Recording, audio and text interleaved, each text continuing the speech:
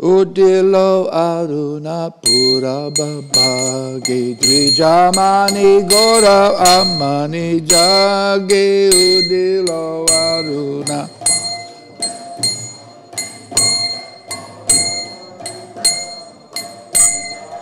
Vakata Samuha Toya Sate Gila Nagara Bhaji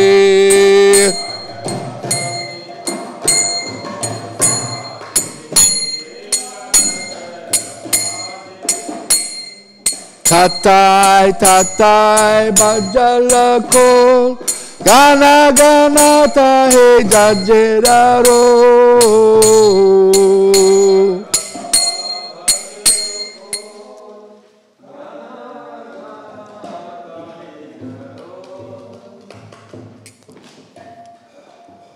Do you know the two-tail?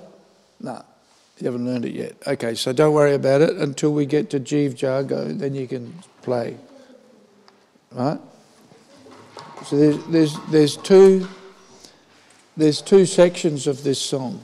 One is in 3/4 time, and the other one is in 4/4. Do you know what that means? 3/4 and 4/4? There's 4 beats to a bar, or 3 beats to a bar. 1, 2, 3, 4 is what we usually play. You know, when you play the kartals, you hit the kartals 3 times, right? But the 4th beat is what shall we say, silent. So it's 1, 2, 3, 4, 1, 2, 3, 4, 1, 2, 3, 4. But we just strike the first 3, right, when we play the kartals. But we're actually counting 4. But in what they call two-tail, although it's actually 3, is we're counting we're counting 3, but we're only playing 2.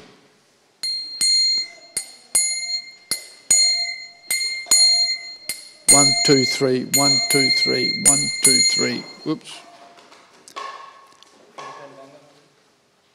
Do you know the? No, I can't play. Well, I can, but it's very rudimentary. You know, it's bang pop, bang pop. It's that.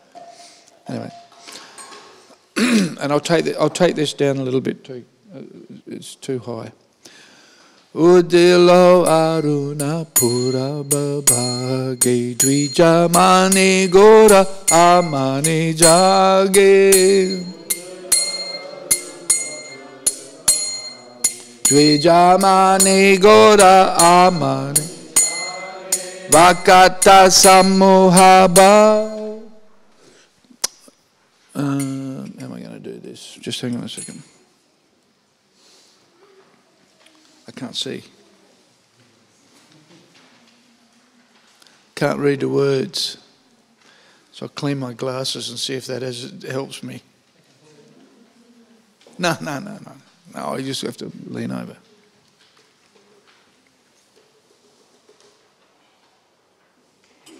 I notice sometimes when Shankarshan Prabhu's here, he gets his torch out and puts it on. Because, you know, this room actually doesn't have very good light.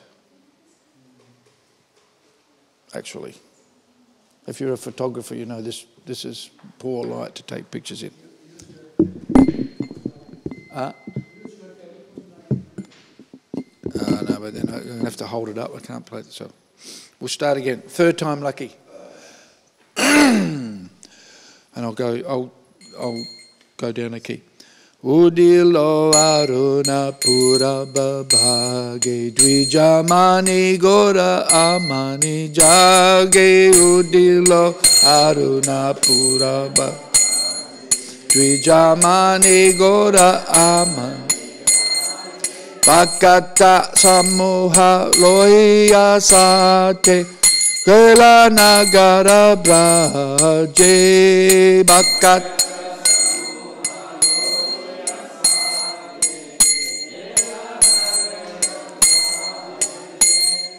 Tatai tatai bajalakol Gana ganata he jajiraro.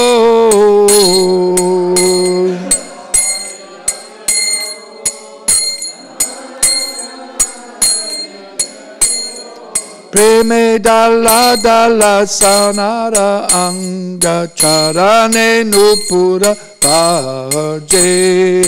Preme dalla dalla sanara anga charane nupura bhaje.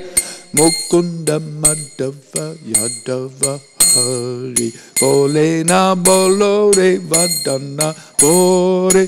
Mukunda Dava Yadava Hari Bole na bolore vada Nitte nidaba se gilore rati Divasa sarira saji Nitte nidaba se gilore rati Divasa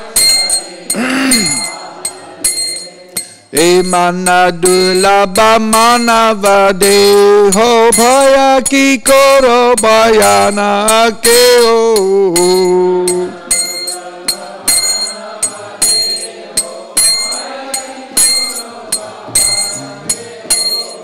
Ebe na bajile yashoda sutta charame pori bilaje. Ebe na bajile yasoda sutta charame pori bilaje. Udita tapana hoile asta. Kina gilo boli hoi baby asta.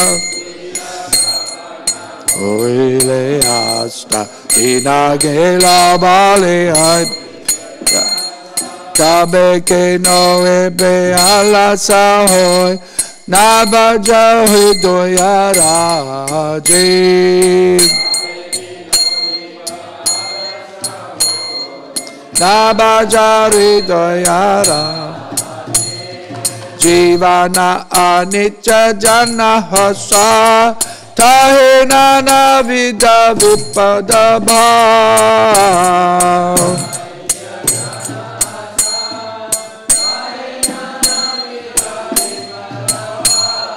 Namasvaya kore jatane tumi taka apana kaji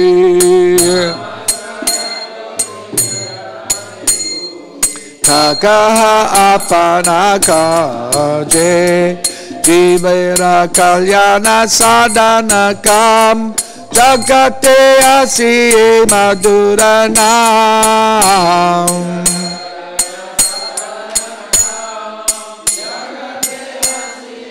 Madurana Avijati mira tapana rupe ridgagane biraje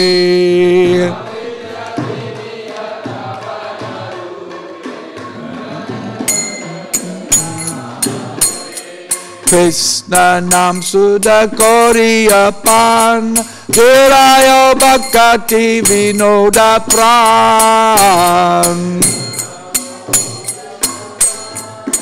Jurayo bhakati vinoda plan Nama bina kichu nahiko aro Ko dabhuvana mahaje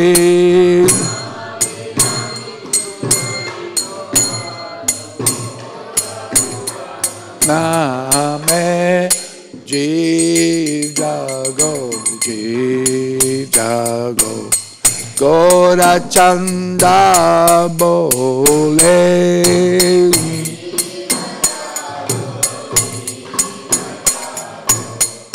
Gora Chanda Bole Kota Nidra Jaya Maya Pisachira Kole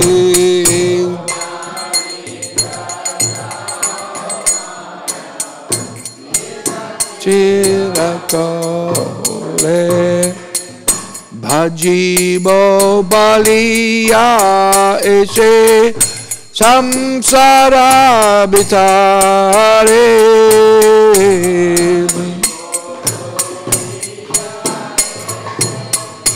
samsara betare Buliya rohile to me avijara bhare Buliya rohile to me avijara bhare Tomare loite ame Hoidu avatara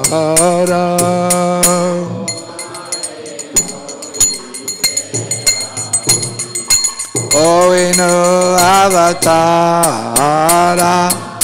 Ami bina bandhuara Keache tomara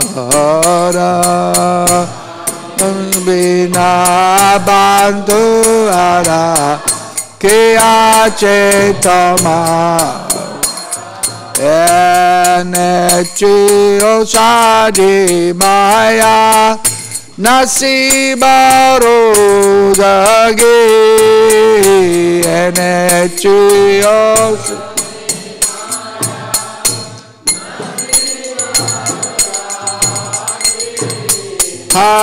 Harinama Mahamantra Lautu Mimagi Harinama Mahamantra Lautu Mimagi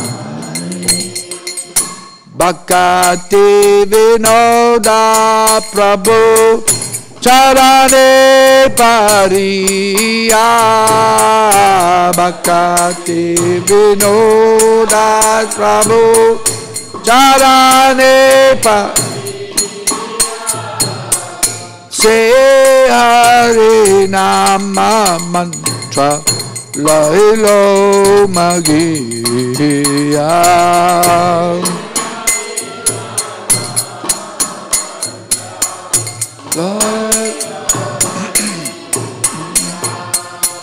Say Hare Nama Mantra Lolo Magiya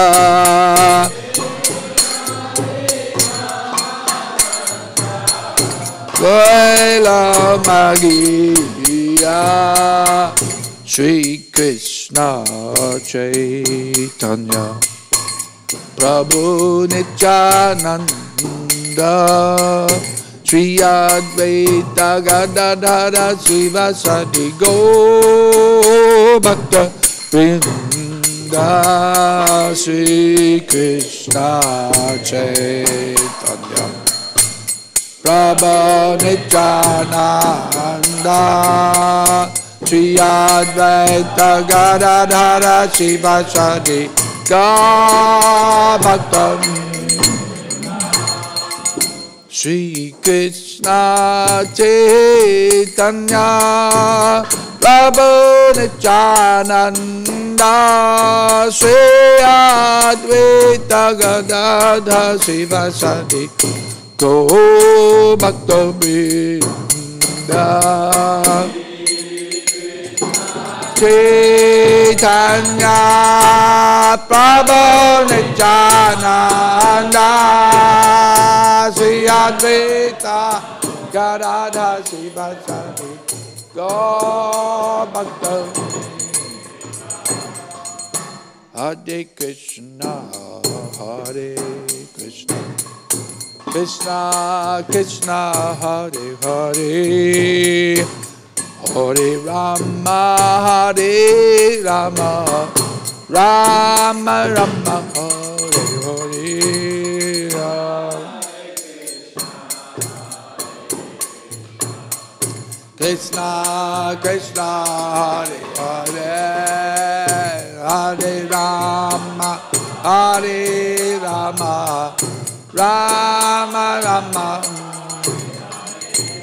Hare Krishna Hare Krishna Krishna Krishna Hare Hare Hare Rama Hare Rama Rama Rama Hare Hare Krishna, Krishna Krishna, Hare Hare, Hare Rama, Hare Rama, Rama Rama. Hare Krishna, Krishna Krishna, Hare Hare Rama, Hare Rama, Rama Rama, Hare Hare. Hare Krishna, Krishna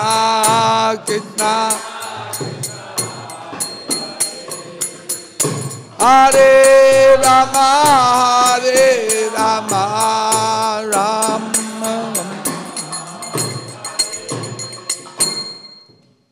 Okay. When the eastern horizon became tinged with the redness that heralds the rising of the sun, the jewel among the Brahmanas,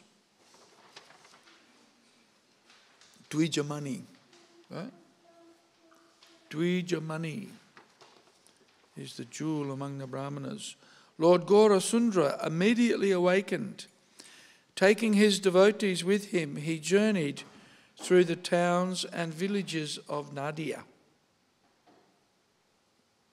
The Milangas resounded tatai, tatai, and the Jajas, large metal cartels that looked like small cymbals in a kirtan played in time. But Gauranga's golden form slightly trembled in ecstatic love of God, and his footbells jingled. Lord Chaitanya called out to the townsfolk, "You spend your nights uselessly sleeping and your days decorating your bodies.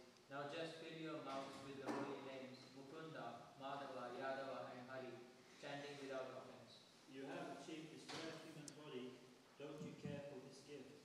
If you do not worship the darling of Mother Yashoda now, then great sorrow awaits you at the time of your death. You should understand this essential fact. With every rising and setting of the sun, a day passes and is lost once.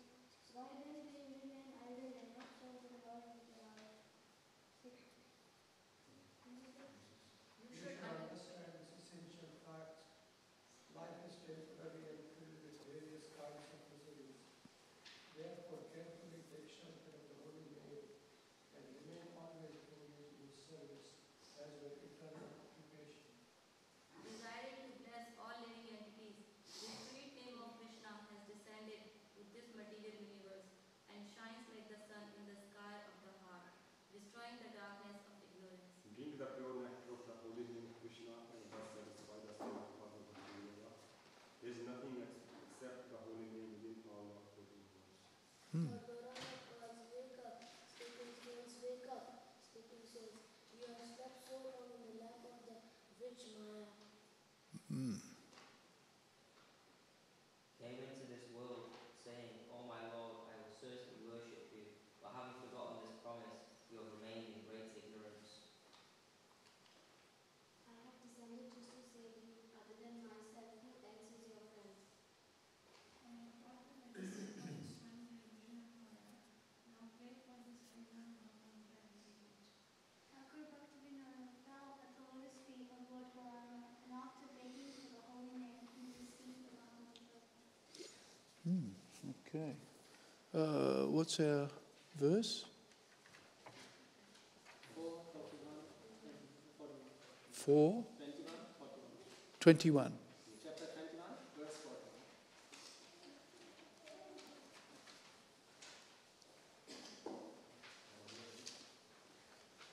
41. 21, 22, 21, 41.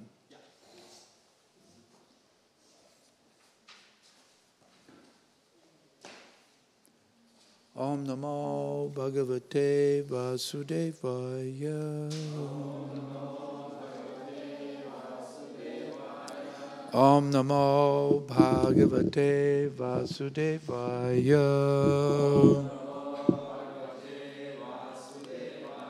Om Namo Bhagavate Vasudevaya.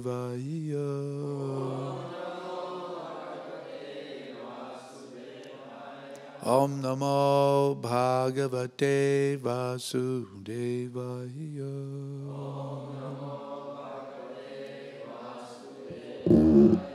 Reading from Śrīmad Bhāgavatam, Canto 4, Chapter 21, Instructions by Maharaj Prithu, text number 41.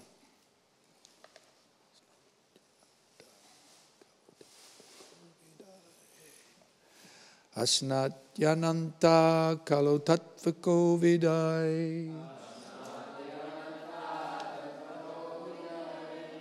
Shraddha hutam yan mukha ijjanamapi. Navai tata chetanaya bahishkrite. Hutasane paramahamsya paryaguhu. Asnatyananta kalo tattvako vidai. Shraddha hutam yan mukha ijjanamabhi. Navai tata chetanaya bahishkrite. Hutasane paramahamsya paryaguhu. Asnatyananta kalo tattvako vidai. Shraddha hutam yan mukha ijjanamabhi. Navai tata chetanaya bahishkrite. Hutasane paramahamsya paryaguhu.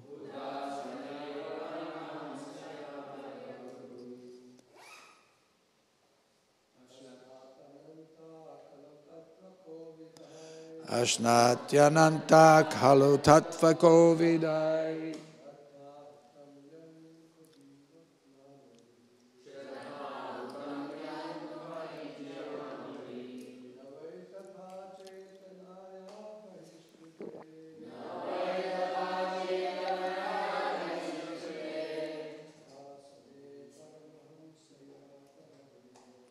Hutasane paramahamsya paryaguhu.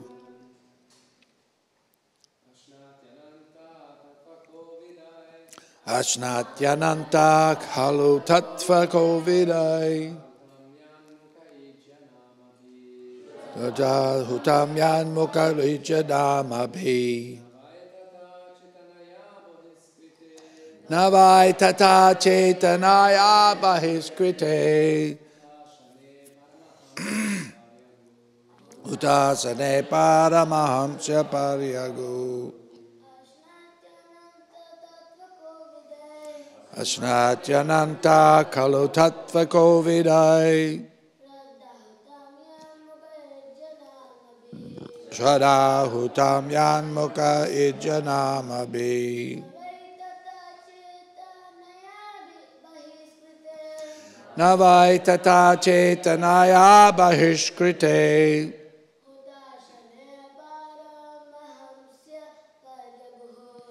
Hutasane paramahamsya paryaguhu.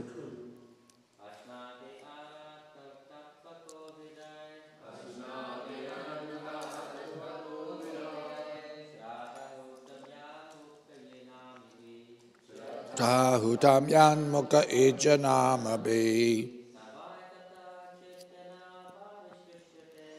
Navai tata chetanaya bahishkrite. Hutasane paramahamsya paryaguhu. Ladies?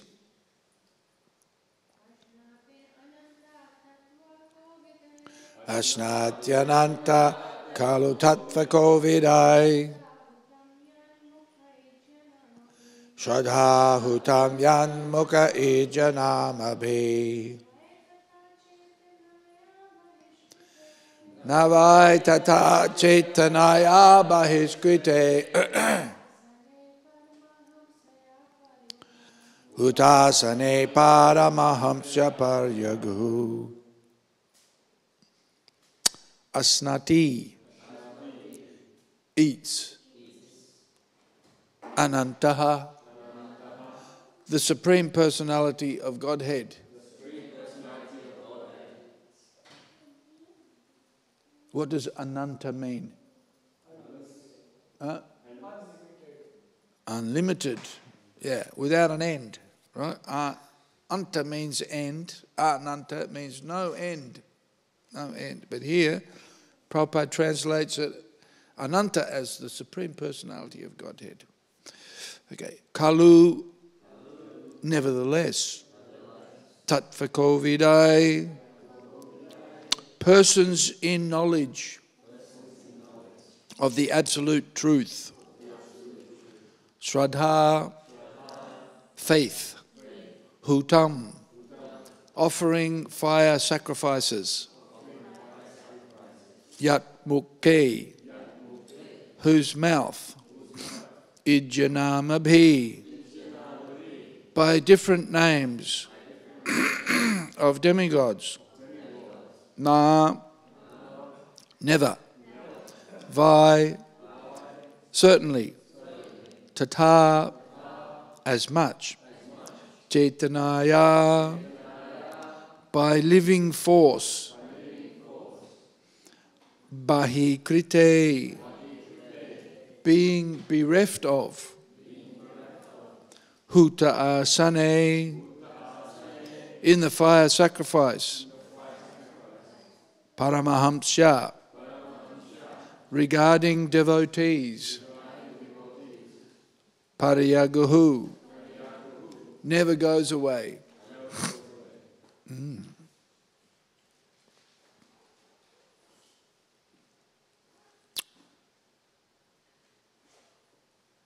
Although the Supreme Personality of Godhead, Ananta, eats through the fire sacrifices offered in the names of the different demigods, he does not take as much pleasure in eating through fire as he does in accepting offerings through the mouths of learned sages and devotees.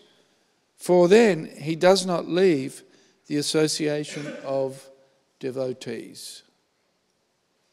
Purport. According to Vedic injunctions, a fire sacrifice is held in order to give food to the Supreme Personality of Godhead in the names of the different demigods. While performing a fire sacrifice, one pronounces the word Swaha in mantras such as Indraya Swaha and Adityaya Swaha. These mantras are uttered to satisfy the Supreme Personality of Godhead through demigods such as Indra and Aditya. For the Supreme Personality of Godhead says, Naham tishtami vaikunthe yoginam hridayeshu va tatra tishtami narada yatra gayanti madbhaktaha. I am not in Vaikuntha, nor in the hearts of the yogis. I remain where my devotees engage in glorifying my activities.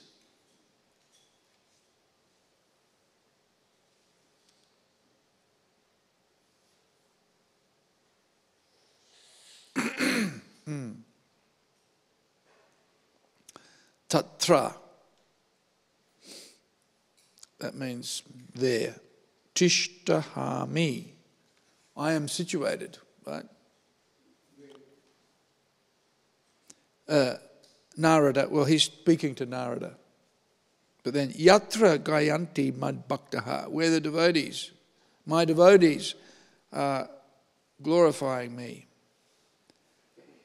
Krishna says, that's where I am. It is to be understood that the Supreme Personality of Godhead does not leave the company of his devotees, because they're always glorifying his activities. Fire is certainly devoid of life, But devotees and brahmanas are the living representatives of the Supreme Lord. Therefore, to feed brahmanas and Vaishnavas is to feed the Supreme Personality of Godhead directly.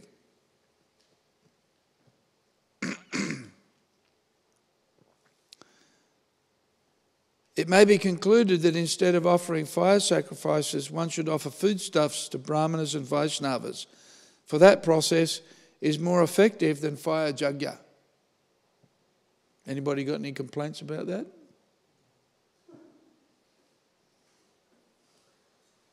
No. The vivid example of this principle in action was given by Advaita Prabhu. When he performed the Shraddha ceremony for his father, he first of all called Haridas Thakur and offered him food.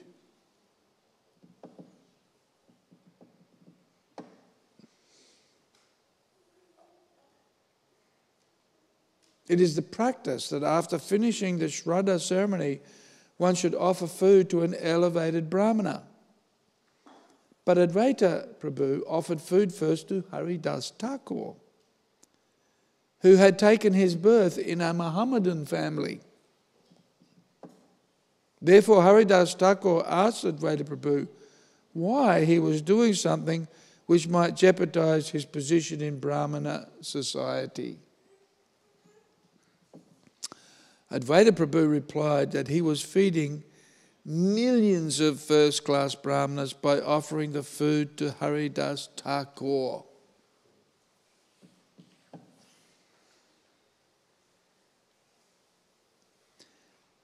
He was prepared to talk with any learned Brahmana on this point and prove definitely that by offering food to a pure devotee like Haridas Thakur, he was equally as blessed as he would have been by offering food to thousands of learned Brahmanas.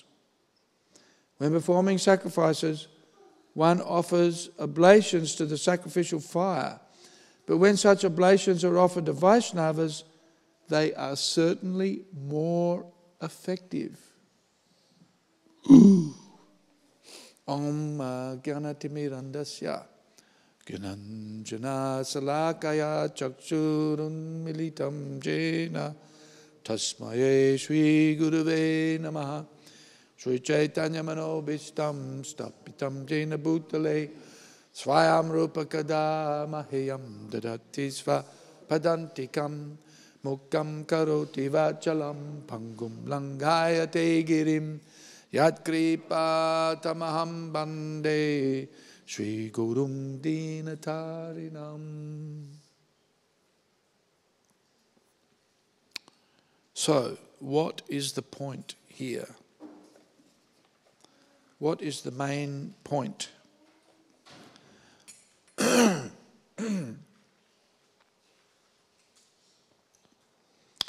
main point is that Vaishnavas are automatically Brahmanas. Right?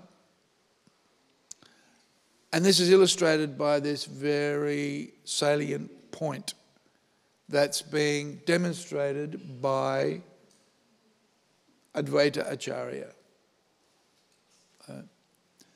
Advaita Acharya was a friend, an associate of Haridas Thakur. Haridas Thakur was born in... can you close the doors to the instrument cupboard there, please? Haridas Thakur was born in a Mohammedan family. And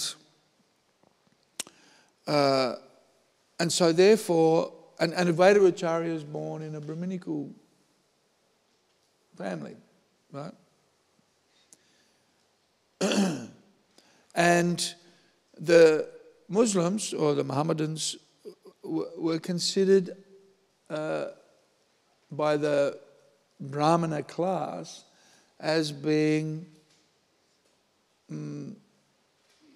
muchi, Right? You know what the word muchi means?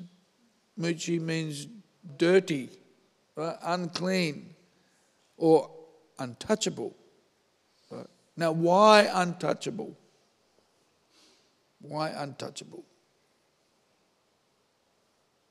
What's one of the main reasons why the Muslims would be considered untouchable?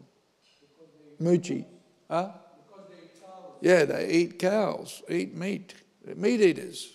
And somebody who's a meat eater, especially a person who kills cows, is considered to be very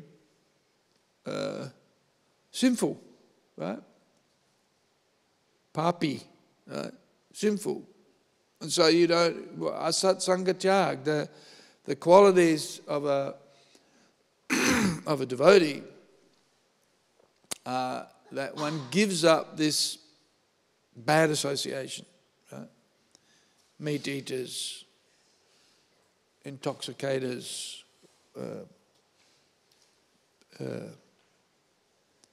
people who are engaged in activities that generally pull the consciousness down into the bodily concept of life. This is really, people who are eating meat, drinking, gambling, taking intoxication. This is a dampener on one's consciousness. And the more one engages in these kind of activities, the more one is absorbed in a bodily concept of existence, of life, right? And so one of the qualifications of a person who's trying to elevate their consciousness and their understanding of who they are to the point of understanding one's spiritual identity, avoids the association of those who are engaged in activities that bring us down, right?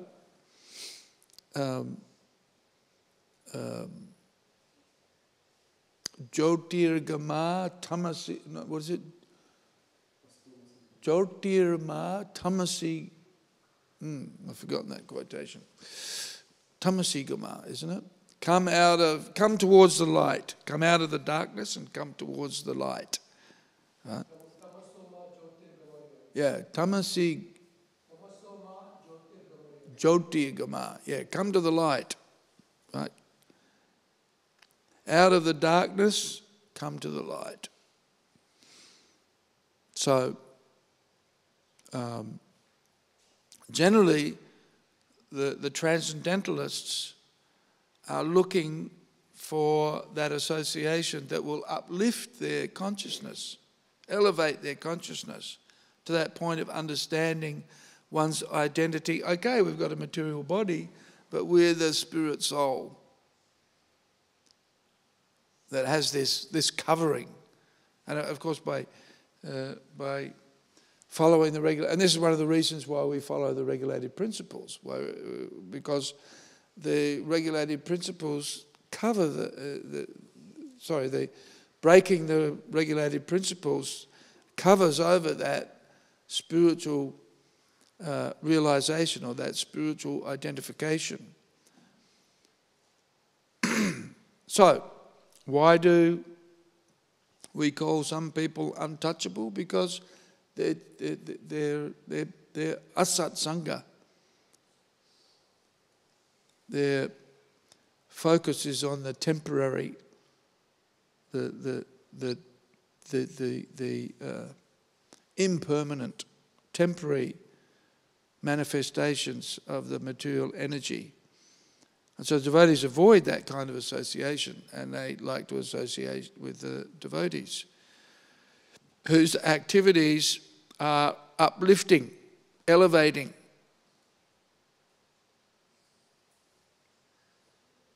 So, Haridas Thakur was born in the family of a society or a community that was generally engaged in activities that are shunned or avoided by the devotees, because there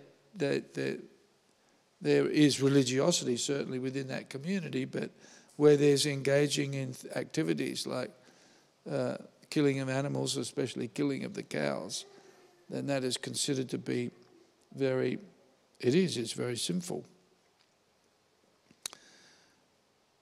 But despite the fact that Haridas Thakur had been born in such a family, he was actually a Vaishnava. So he had given up those habits of the community from which he was brought up in, and he was actually a very elevated devotee. He is classified as the Namacharya. He's the teacher of the holy name. So Haridas Thakur spent a good part of his time chanting Hare Krishna, right?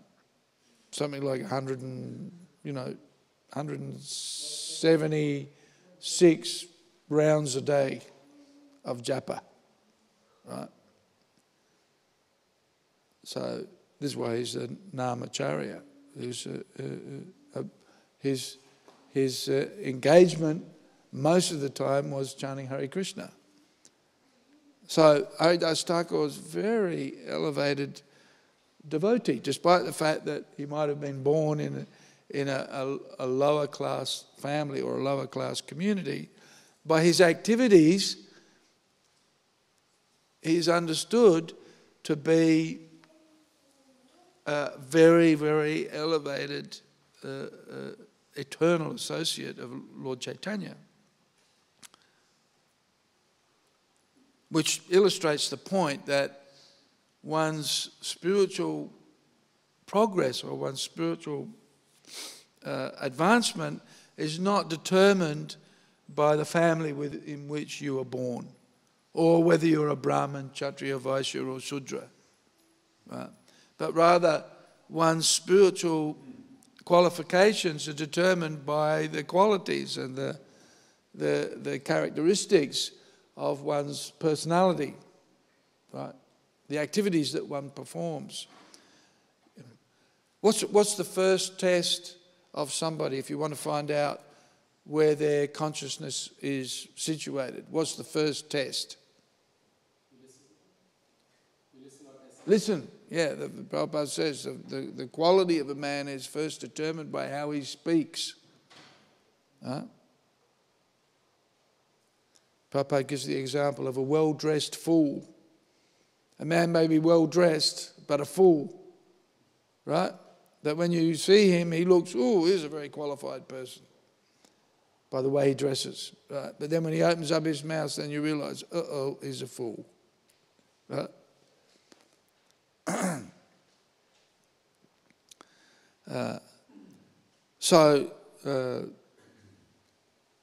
Why is hearing from somebody an opportunity to measure their character?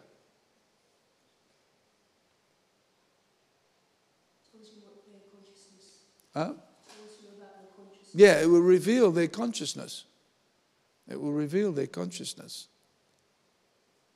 Then, of course, we test what a person does, right? Because people can say so many things, right? And they often do. But we then test the actions of the person against what they speak, right? This is how we can test the fidelity of a person. They say one thing, they do the other, right? Useless. Like Prabhupada says, if you tell people don't smoke cigarettes, but you yourself smoke cigarettes, where's the good of that, right? You'll lack potency because your actions don't match what you say. But when a person's actions match what they say, then we respect such a person, especially a devotee. So the power of bhakti, the process of bhakti, and especially for us, the chanting of Hare Krishna, right? Rather than all Vedic rituals or studying all of the Shastra or giving so much in charity, or there are various pious activities that individuals can perform. Out of all of those pious activities, the most pious and the most purifying is chanting Hare Krishna. It's such a simple thing, right? But powerful, immensely powerful. We cannot underestimate the potency of chanting Hare Krishna, right? And so we see in the example of Haridas Thakur, it's a very good example. And of course Haridas Thakur was saying to Advaita Acharya, don't feed me the Shraddha Patra first. I'm from a Muslim family and people will criticize you, right? Oh, because the Shraddha Patra, the offering should be given to a Brahmana, and the Brahmanas are ordinarily considered to be the head of society, right? Brahmanas, Kshatriyas, Vaishyas, Sudras. All important, by the way, all important. But the head is considered to be the topmost part of the body, and so without a head, you're in trouble, right? Of course, without legs, you're also in trouble. Any part of the body is needed. We can't say, the legs are unimportant, so we can chop off our legs. We don't need them. Of course, you can survive without legs. Generally can't survive without a torso.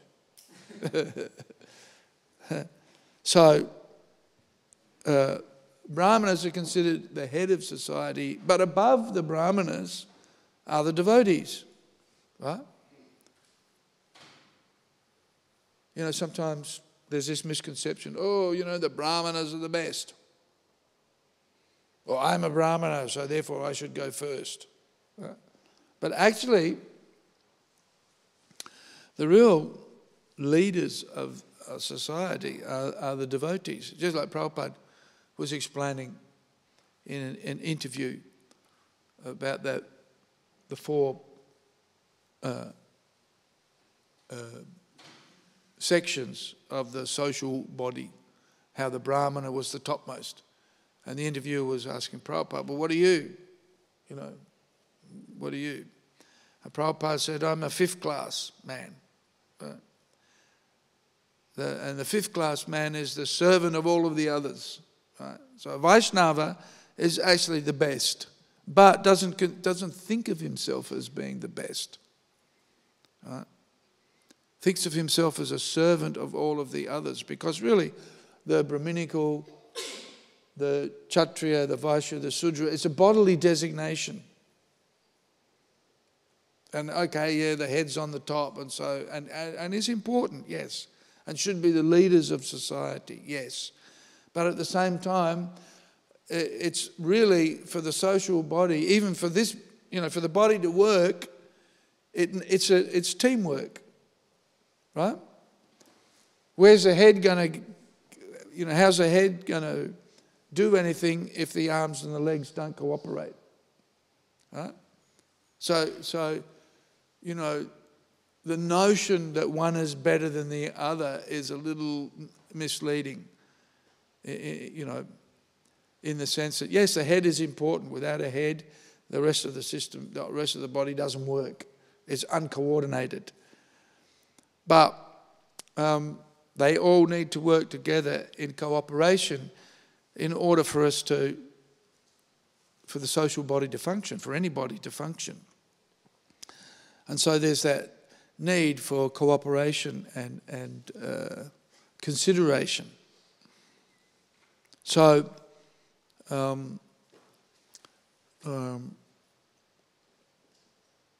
the Vaishnava is recognized as the topmost, actually, because they automatically will have the qualities of a Brahmana. And their qualification in leading everyone ultimately is because they understand I'm a servant of everyone. And my service is to reawaken everybody's spiritual identification. And that, just like we see here with Lord Chaitanya, Jeev Jago, Gora Chandra Bole, right? Lord Chaitanya's mission, and of course this is the devotee's mission, is to reawaken, first of all, our own spiritual identification and qualification. But then once one's awoken one's own spirituality, then our responsibility is to go out and help others understand their spiritual identity. This is real service. And that's why a devotee is considered to be the highest, because he's engaged in what Lord Chaitanya describes as the para upaka, the topmost activities. The topmost activity or the topmost service that we can do for anybody is to reawaken them to their spiritual identity. Right? Because, we may do that in many ways. Right? Even it may just be done subtly. You know what happens when you wake up somebody abruptly, right? What happens when you wake up somebody abruptly and they don't want to wake up? They get angry. Yeah, they get angry and then they just roll over and go back to sleep. Right? Leave me alone. I don't want to wake up. I'm tired. Too tired. Right? So the devotees, and this is why we chant Hare Krishna, why we distribute prasad and why we distribute books. And why we may not preach directly to somebody. You're not the body, you're a spirit soul. And you say, huh? What are you talking about? Not sufficient.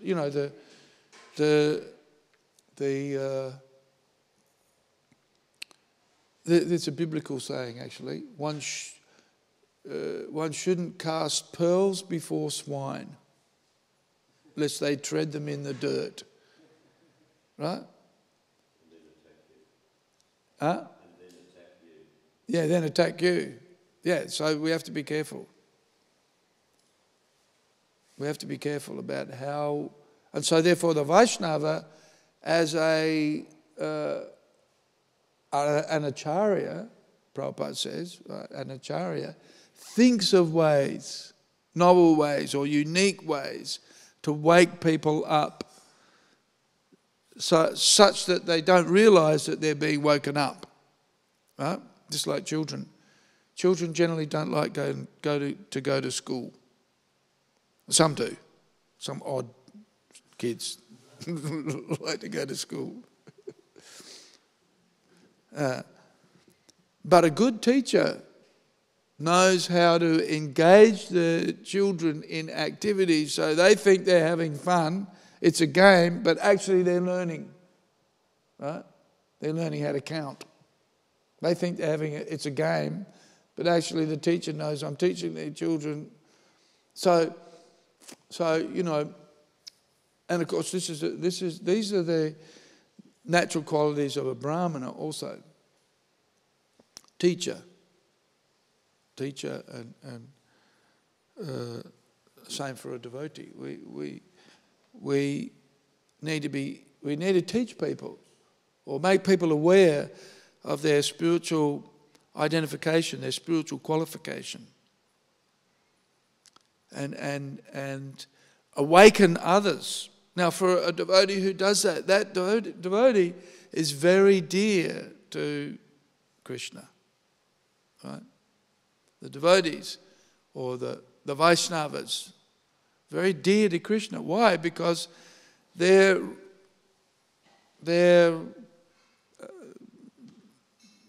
bringing those sleeping souls.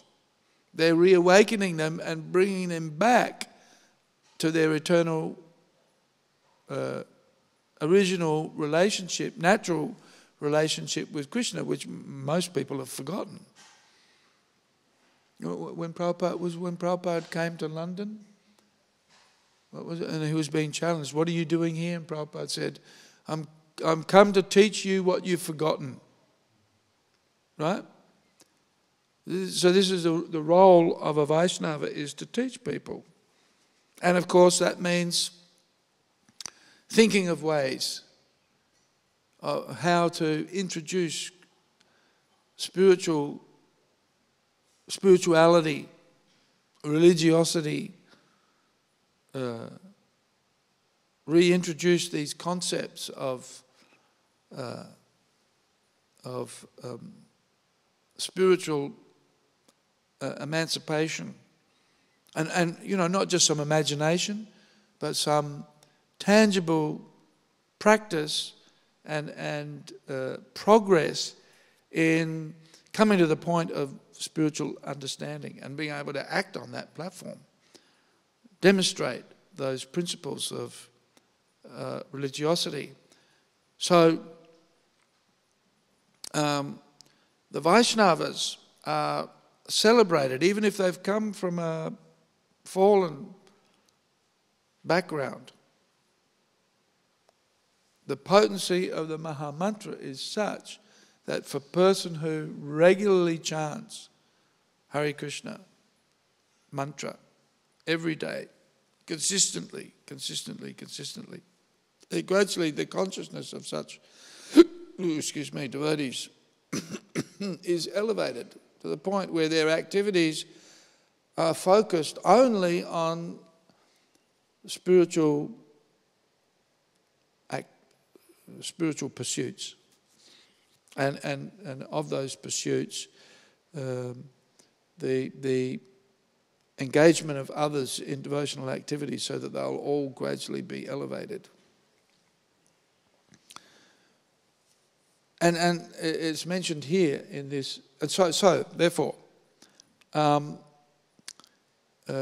Haridas Thakur, even though born in a low-class family, because he was such an elevated devotee, because he was dedicated to chanting Hare Krishna, and was on that very elevated platform of Paramahamsa, right?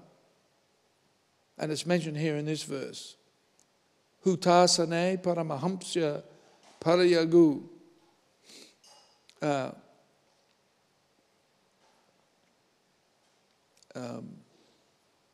He accepts offerings, or he prefers to accept offerings through the mouths of learned sages and devotees. Right?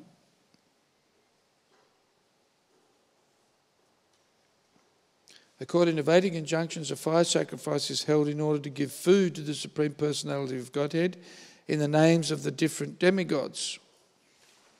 But, Prabhupada says here,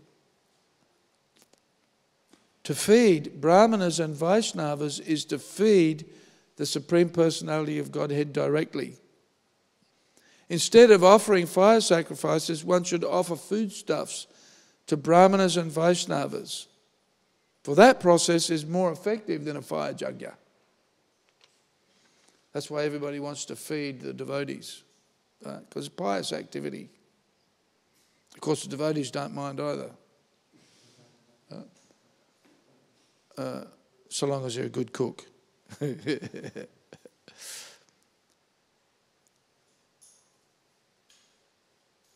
But really, what that means, what that indicates is, what that underlines is the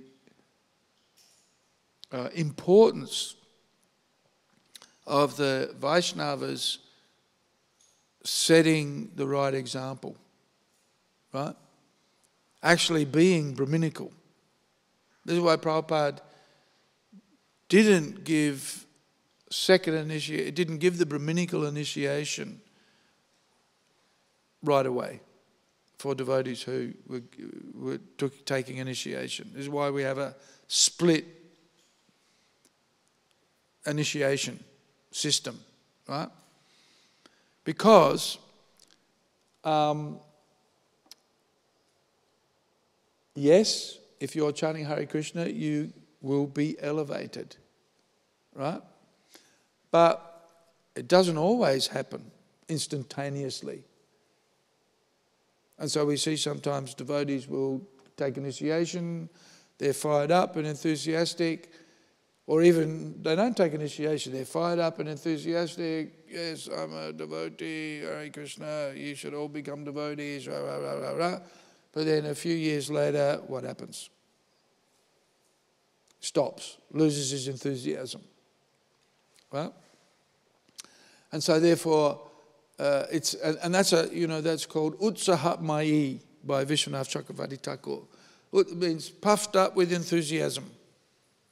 Right? Starts chanting Hare Krishna, feels the effect, and is surcharged with enthusiasm, but over time becomes neglectful, commits offences, and then loses their taste for chanting, right?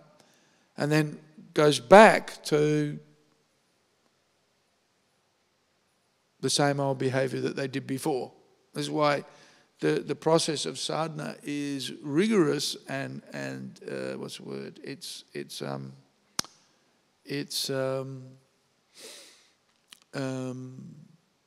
demanding. It's demanding because one has to maintain a level of practice that keeps one's Krishna consciousness progressive. Otherwise, back. And we see it. History is a great teacher. Right? The process of Krishna consciousness is described as being automatic, but one has to follow the process. Right? And that requires rigid practice. Right? This is described by Rupa Goswami. And not just for a few months or even for a few years. It may require lifetimes of practice in order to perfect. Right? So that's why a sadhaka has to be very strict in their practice. Avoid bad association. What is it? Yes, but atyahara prayasascha prajaupo niyamagraha jana sangha chalolyam cha sadvidhim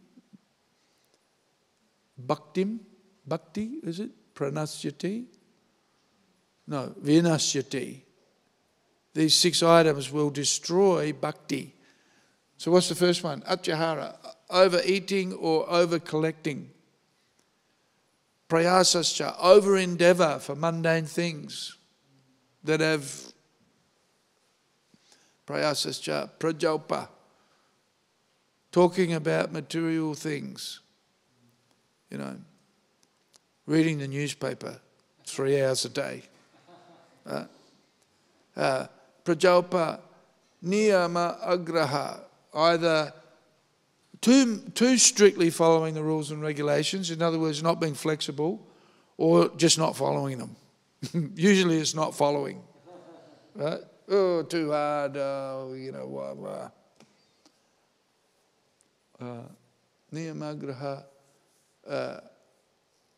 lolyam, means being greedy for material things. And janasanga, bad association. Right? These 6 things can undermine a devotee's spiritual progress. It happens all the time. And it can subtly sneak into our spiritual life. So the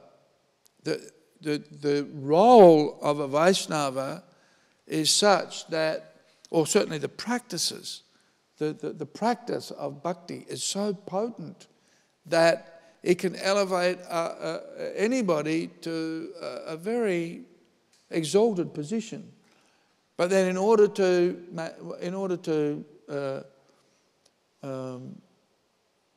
remain on that position, one has to have a high standard of behavior, of practice. And that underlines the importance of sadhana for most of us. And strict sadhana to maintain that consciousness, that Krishna consciousness. And the fact that a person is then recognized as a representative of the Supreme Personality of Godhead and worshipped as such is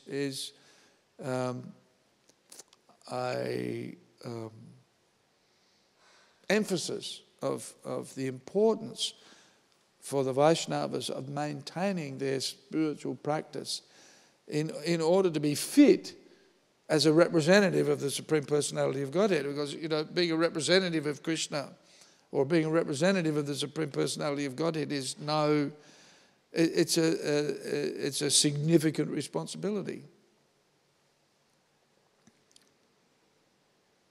And the expectations on such persons are very high. Is that right? Yeah. The expectations on us as devotees are very high. So that's why we have to have a good standard of behavior.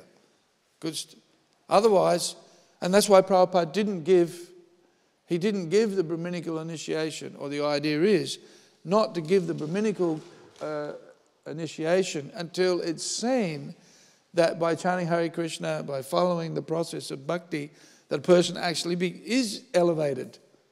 Otherwise, what is it? It's a joke. Right? We give somebody Brahman initiation because, you've been around for long enough, all right, you can have Brahman initiation, but he still behaves like a buffoon.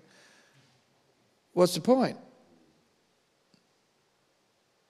It just gives the society a bad name. Isn't it? So we should behave like Brahmanas, not like buffoons. And we should be a Brahmana not because we get fed all the time. But actually one should, we should be not eat too much. Eating on behalf of the Supreme Personality of Godhead doesn't mean that you pig out. But rather one is self-controlled. But here we can see Krishna takes pleasure in eating through the offerings that are made to the Brahmanas and the devotees, more than he does in receiving fire sacrifices. And when there's a fire sacrifice, everybody's very, awe and reverential. Yet when the devotees are being served prasadam, we're thinking about, hang on, when am I next? Feed me, feed me. But the real mood of a Vaishnava is actually not feed me, feed me. Let's distribute prasadam to everybody. This is, I have to admit, I get upset when the devotees are just thinking about, feed me, feed me. That's not what we're here for. Nobody around here is going to die of starvation, right? In fact, most of us many of us are putting on too much weight, right? But our main purpose, Prabhupada, there was this famous letter that Prabhupada sent to all of the temples explaining how they should have two Brahmin cooks ready so that when any guest came, they'd have sabjis on the stove ready to distribute, and then they would cook puris for them. Right? So that they would have fresh, hot puris with their sabji. Has anybody had fresh, hot puris cooked while you're eating your lunch or dinner? What's it like? What's it like?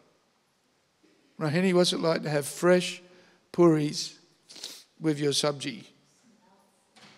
Yeah, they melt in your mouth.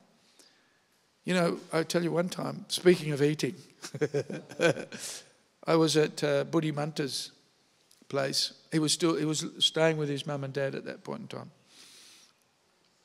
Interesting fact, you know, I've only seen this in India, but there were four generations in the house, right? Great-grandma, who I never saw her because she was old and ailing. I never saw her. But then there was Buddhimanta's mother and father. His mother just recently passed away. Then Buddhimanta and his brother. So 2 families there. And then the grandchildren, or the boys. And but anyway, we were, and so Shaktimana had cooked dinner and a few, 2 or 3 sabjis, and this is probably 20 years ago, by the way, and I think I ate 10 puris. 10, yeah. So anyway, I went into my room and I lay down, and to me it looked like the fan was spinning, but it actually wasn't on, you know. It's just, so it was, and then I said, oh no, I've eaten 10 puris. And Buddhimanta said, who's counting? It doesn't matter. Well, I was so stuffed full of puris I could hardly walk.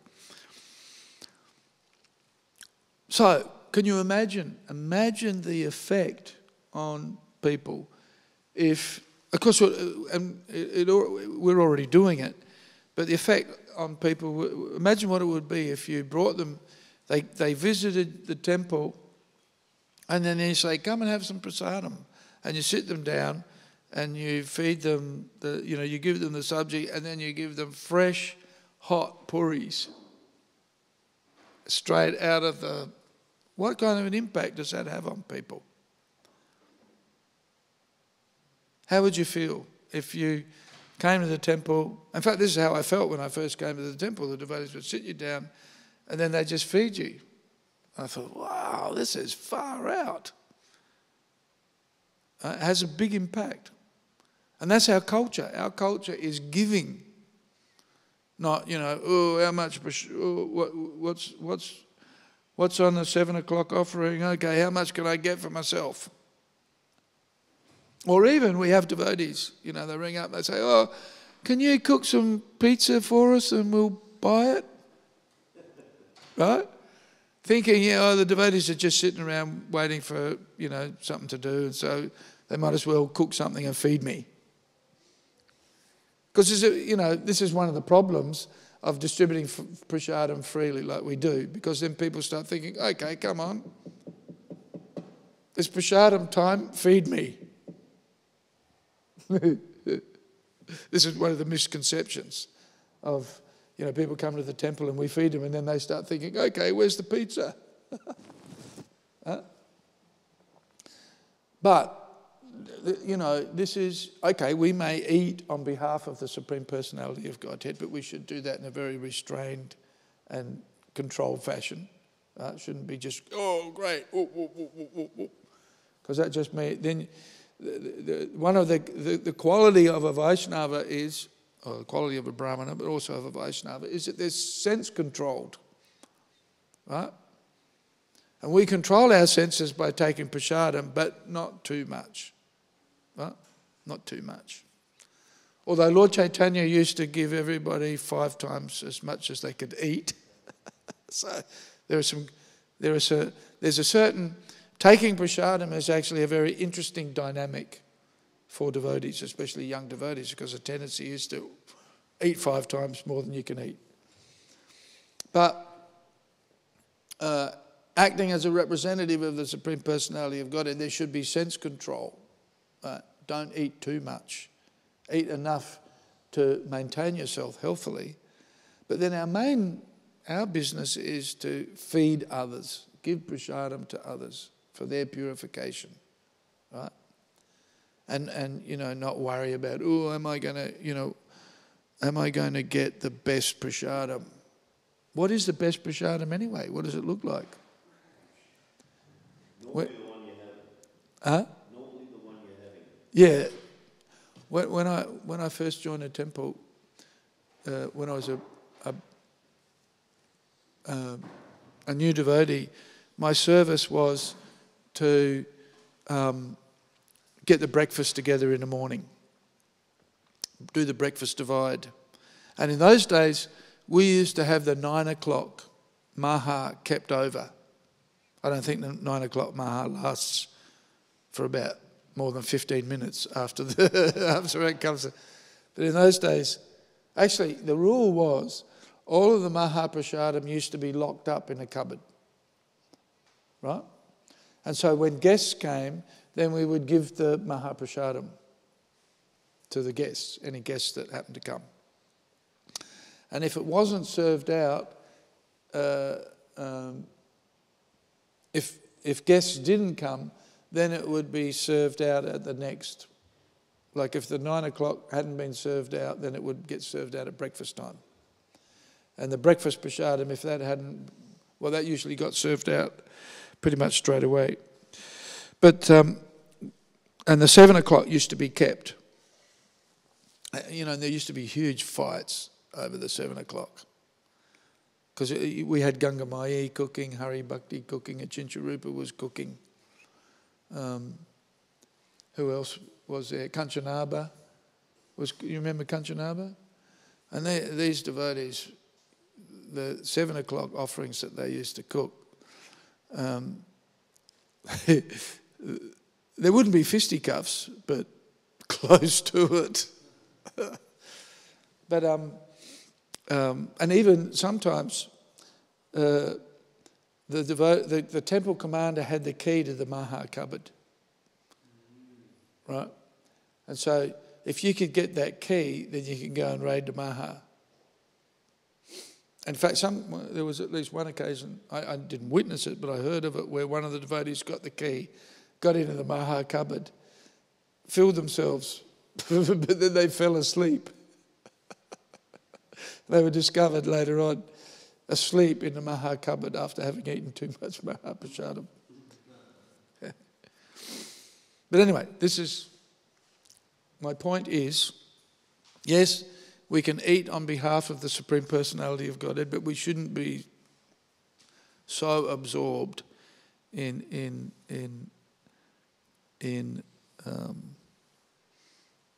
or so too attached to what we have.